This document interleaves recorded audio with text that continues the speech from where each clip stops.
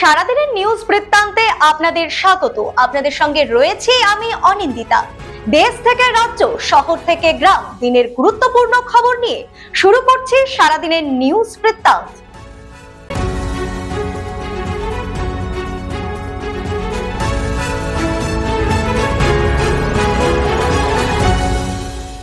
সারাদিনের নিউজ বৃত্তান্ত নিবেদন করছেন জুয়েলার্স, সোনা যা সর্বক্ষণের।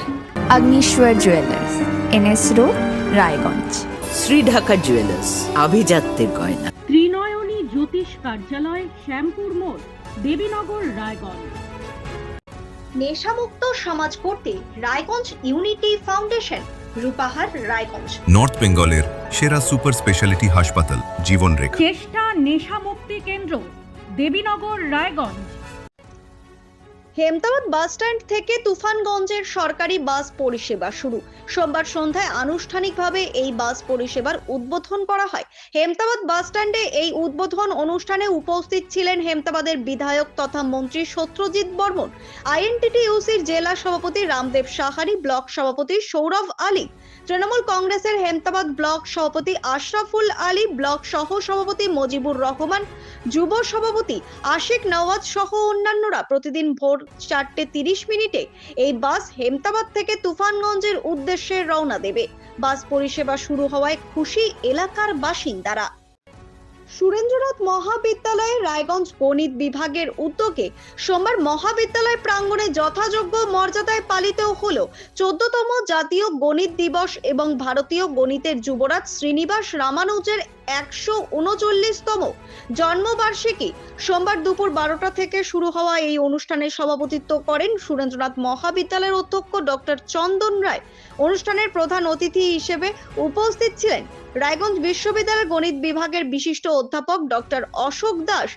বিশেষ অতিথি হিসেবে উপস্থিত ছিলেন বিশিষ্ট সাংবাদিক দীপঙ্কর মিত্র ও বিশিষ্ট শিক্ষক প্রবীর গুহ। এছাড়াও অনুষ্ঠানে উপস্থিত ছিলেন মহাবিদ্যালয়ের শিক্ষক, শিক্ষিকা, শিক্ষার্থী, গবেষক ও গণিত প্রেমী বিশিষ্টজনেরা। রায়গঞ্জ গার্লস প্রাথমিক বিদ্যালয়ে ভারতীয় ভাষা উৎসব 2025 উদযাপিত হলো। ভারতবর্ষে প্রায় 1600টি ভাষা রয়েছে।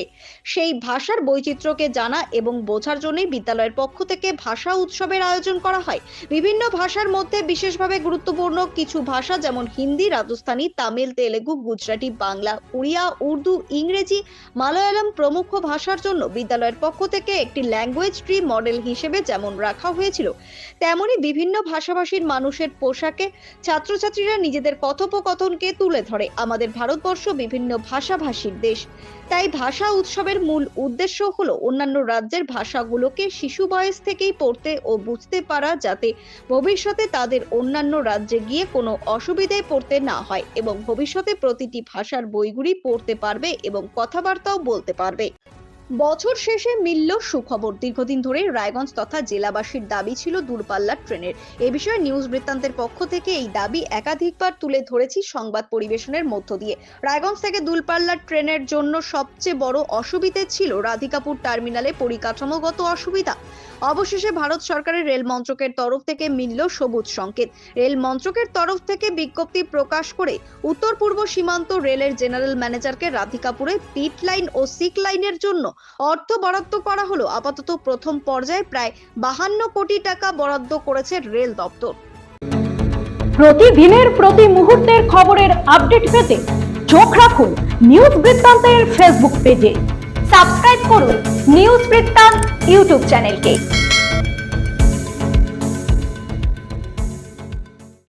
বাংলাদেশে হিংসার ঘটনার প্রতিবাদে হেমতাবাদ পুরনো বাস স্ট্যান্ডের ধিক্কার সভা করল সিপিআইএম নেতৃত্ব। সোমবার সন্ধ্যায় এই কর্মসূচিটি করা হয়, যেখানে প্রতিবেশী রাষ্ট্রতে বারে বারে হিংসার ঘটনার তীব্র নিন্দা জানানো হয়। সিপিআইএম এর হেমতাবাদ এরিয়া কমিটির সম্পাদক হান্নান আলী চৌধুরী, ওয়াজেদ হোসেন সরকার সহ অন্যান্যরা উপস্থিত ছিলেন এই কর্মসূচিতে।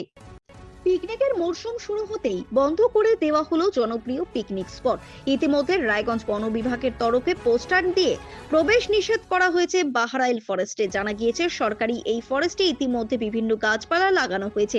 গাছ ও পরিবেশ বাঁচাতেই এই উদ্যোগ নেওয়া হয়েছে, ফলে বিকল্প পিকনিক স্পট খুঁজছে স্থানীয় বাসিন্দারা। জমে উঠেছে 92তম কুলতাকান্ত চ্যাম্পিয়ন শিল্ড ফুটবল টুর্নামেন্ট। সোমবারের রুদ্ধশ্বাস প্রথম সেমিফাইনাল ম্যাচে জয় ছিনিয়ে নিল ইমামি ইস্টবেঙ্গল ক্লাব। আজকের ম্যাচে ইস্টবেঙ্গলের প্রতিপক্ষ ছিল শ্যাম মেটালিক্স পশ্চিম বর্ধমান। এই খেলায় প্রথমার্ধে 1-0 গোলে এগিয়ে থাকে ইস্টবেঙ্গল। পরে দ্বিতীয় অর্ধে আরো 2 গোল দিয়ে জয় সুনিশ্চিত করে লাল হলুদ ব্রিগেড। 3টি গোল করেন ইস্টবেঙ্গলের শ্যামল বেসরা। আজকের ম্যাচ দেখতে সাধারণ মানুষের মধ্যে উৎসাহ উদ্দীপনা ছিল চোখে পড়ার মতো।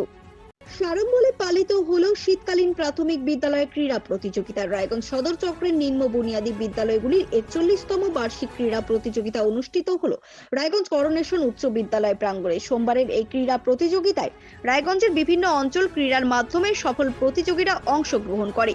দৌড়, দীর্ঘলম্ফন, উচ্চ লম্ফন, জিমন্যাস্টিক, যোগা সহ একাধিক ইভেন্টে প্রায় 150 শিশু এই প্রতিযোগিতায় অংশ নেয়। অনুষ্ঠানটিতে উপস্থিত ছিলেন রায়গঞ্জ সদর চক্রের অবর বিদ্যালয় পরিদর্শক নাসরিন পারভেজ, পৌর প্রশাসক সন্দীপ বিশ্বাস, তিলক চৌধুরী, পম্পা সরকার সহ বিভিন্ন বিদ্যালয়ের প্রাথমিক শিক্ষকরা। সারাদিনের নিউজ বৃত্তান্ত আজ এই পর্যন্তই। সঙ্গে থাকুন, দেখতে থাকুন, চোখ রাখুন নিউজ বৃত্তান্তে। নিউজ বৃত্তান্ত, হলুদ নয়, স্বচ্ছ।